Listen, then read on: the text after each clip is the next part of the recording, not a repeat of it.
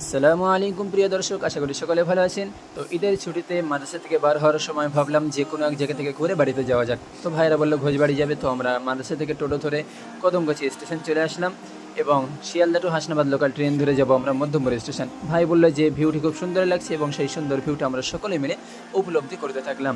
ট্রেনে যেতে যেতে উঠলো কাঁচামিঠা আম, তো আমরা কাঁচামিঠা আম কিনলাম ও সেই স্বাদ খেতে খেতে আমরা চলে এলাম মধ্যমপুর স্টেশন। মধ্যমপুর স্টেশনে আরও কিছু ভাইরা এসেছিল, সকলে এক জায়গায় হয়ে আরও কিছু আনন্দ উপলব্ধি করেছিলাম এবং সুন্দর এই যে আবহাওয়াটি, সুন্দর দৃশ্যটি আরও সুন্দর মুহূর্ত গড়ে তুলেছিল এবং আমরা সকলে আনন্দ করতে করতে আস্তে আস্তে টোটোর দিকে রওনা নেবো এবং ঘোষবাড়ি যাব। তো এই যে টোটো ধরলাম মধ্যমপুর স্টেশন থেকে, টোটো ধরে আমরা ঘোষবাড়িতে যাব। তো আমরা টোটোয় যেতে যেতে খুবই আনন্দ উপলব্ধ করেছিলাম এবং ভাই সেই লেভেলের ব্লগ করতে থাকলো।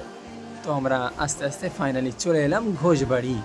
তো প্রিয় দর্শক, তোমাদের কার কার ঘোষবাড়ি ভালো লাগে সকলে কমেন্টে জানিয়ে দিও এবং চ্যানেলটি সাবস্ক্রাইব করে দিও, লাইক কমেন্ট শেয়ার করে সকলকে জানিয়ে দিও এবং ভিতরের ভিউটি দেখার জন্য দ্বিতীয় পার্ট খুবই তাড়াতাড়ি আসছে। চলো।